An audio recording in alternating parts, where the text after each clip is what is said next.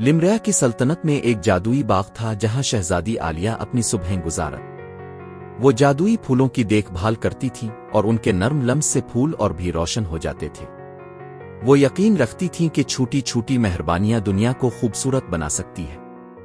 ہر ہفتے شہزادی عالیہ قریبی گاؤں جاتی تھیں تاکہ لوگوں کی مدد کریں۔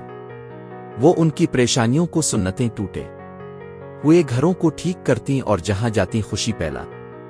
ان کا جادوئی لمس زخموں کو بھر دیتا لیکن ان کی ہمدردی دلوں کو اصل سکون دیتی تھی۔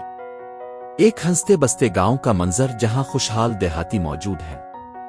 شہزادی عالیہ سادہ سبز لباس میں گاؤں کے بیچ میں کھڑی ہیں، ایک چمکتی ہوئی ٹوکری میں روٹی اور پھل بانٹ رہی ہے۔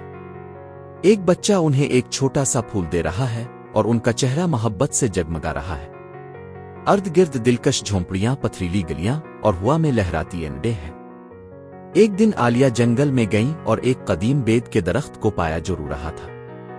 اس کی جڑیں سخت پتھروں میں پھنسی ہوئی تھیں اور اس کی شاخوں پر زندگی ختم ہو چکی تھی۔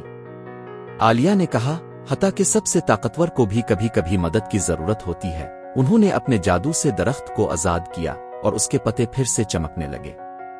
اسی شام سلطنت میں شہزادی عالیہ کی نیکیوں کے اعزاز میں روشنیوں کا تہوار منایا گیا۔ لوگ چراغ جلا رہے تھے اور آسمان چمکتی روشنیوں سے بھر گیا تھا۔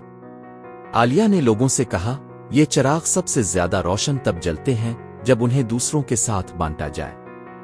جب آخری چراغ آسمان میں گیا، ایک سنہری روشنی آسمان سے آتر اور شہزادی عالیہ کو اپنی برکت دی۔ ان کے نیک اعمال کی وجہ سے سلطنت خوشحال ہو گئی۔